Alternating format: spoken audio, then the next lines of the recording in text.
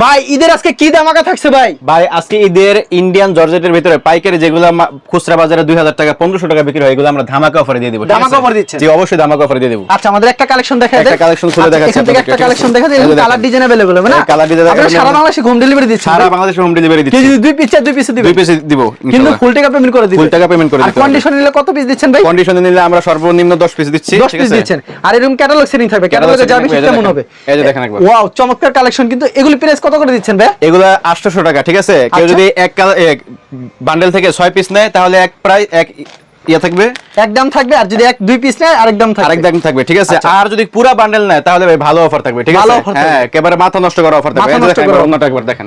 এটা হচ্ছে উন্নাটা।